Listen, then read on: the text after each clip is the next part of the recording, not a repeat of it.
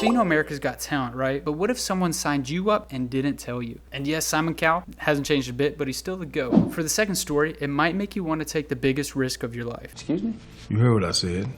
Even the one that scares you when you think about it. But sometimes the big break comes when you least expect it. And for the last story, imagine failing at something 32 times. The number 33 rolls around and everything changes. And the craziest part is that it almost didn't even happen. All that and a little bit more, aka our first community highlight today on the Good Nüs. Let's ride. Hey, Karma, how you doing? Tell me what it is. Do I look good from where you standing? I know I do. I know there's a couple of things in life I need to bend. Welcome back to the Good Nüs, a show where we look at good news from around the world, covering different communities, industries, countries, pretty much whatever's going on these days and of days past, politics aside. That means I took a vow not to get involved in politics. Oh, that's part of the vows. It's implied, yeah.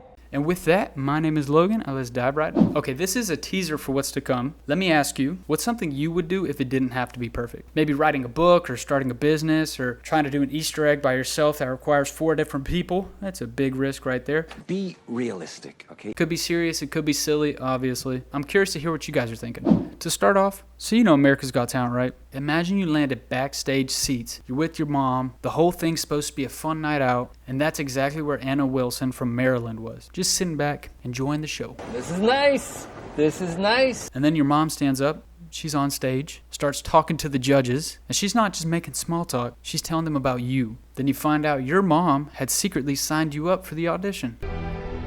You were the chosen one! And the next thing you know, they're calling your name and bringing you up on stage. But Anna, of all things, she got up there and started singing her heart out. But the judges weren't exactly into it. Simon had some choice words, something on the lines of a bit boring, which is brutal, but on brand. Flawless victory. But here's where it gets wild. Without missing a beat, Anna switches songs, and the whole room changes. The judges start smiling, everybody's having a good time, the crowd is into it, and the best part is, she got some yeses. And her audition almost got 6 million views. And all I keep thinking is, she didn't even plan to go on stage that night. But when the moment came, she didn't hesitate. And that's what's so special about Anna's story. When you embrace the moment with courage and confidence, you can bypass the need to feel ready and just jump right into the action and see what happens. Did that go the way you thought it was going to go?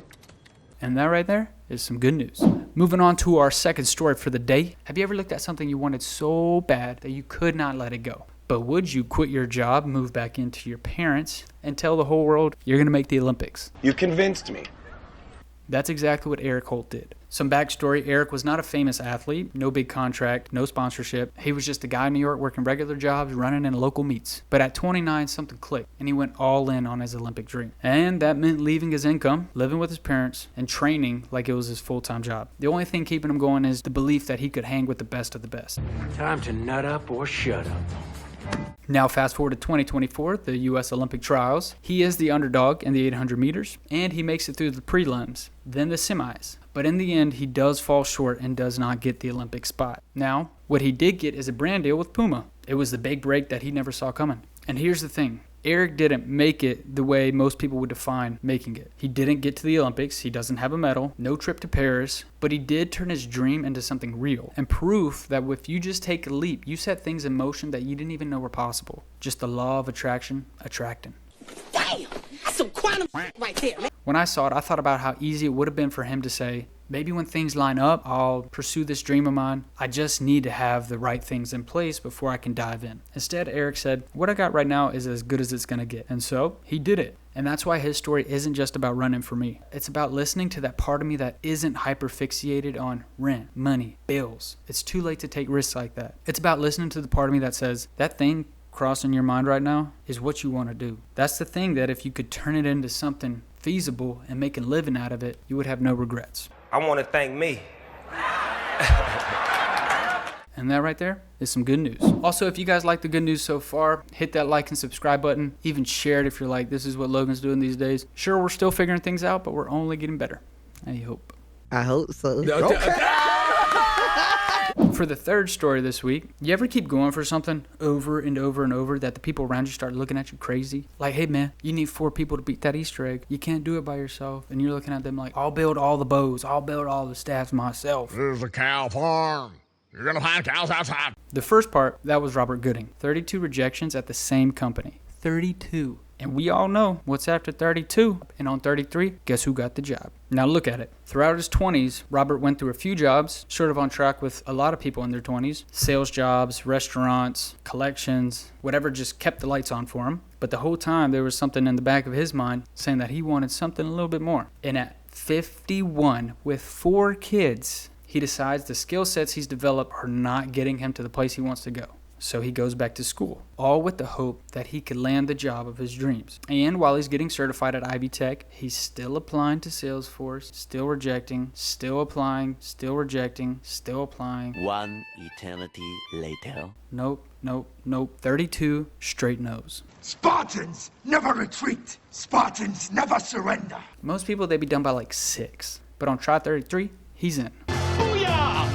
And now currently, Robbert is the senior success guide at Salesforce. And I'll be honest, I've quit things way earlier than try 33. And seeing Robbert show up 33 times in his 50s is proof that hitting your stride in your 20s and overnight successes aren't the way some of us are going to make things happen. Something I love about what Robbert did is that he took it upon himself to show up every single time he got rejected. He's the one that listened to that voice in his head that said, I'm not done.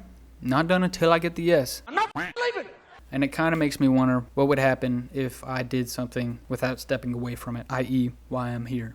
Alexa, how do you make YouTube videos? And that right there is some good news. Moving on to a little bit more. This is our first community highlight. Say what?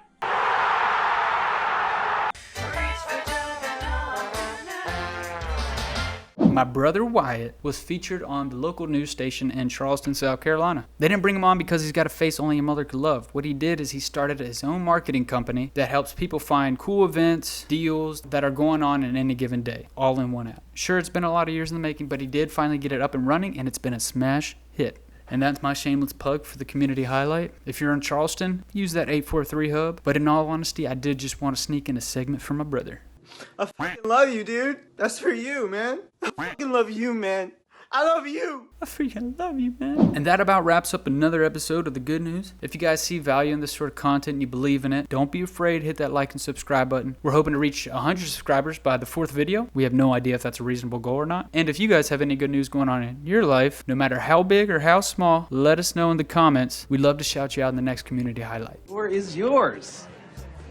And if any story stuck out to you in today's video, let us know what you thought. We want to know what resonates with you. So be sure to get plenty of doom scrolling in Friday to Wednesday, because next Thursday, if we're on time, on schedule, and on demand, we're going to be right here talking about some good news. And we hope to see you there. And as Patches O'Houlihan says, bye-bye.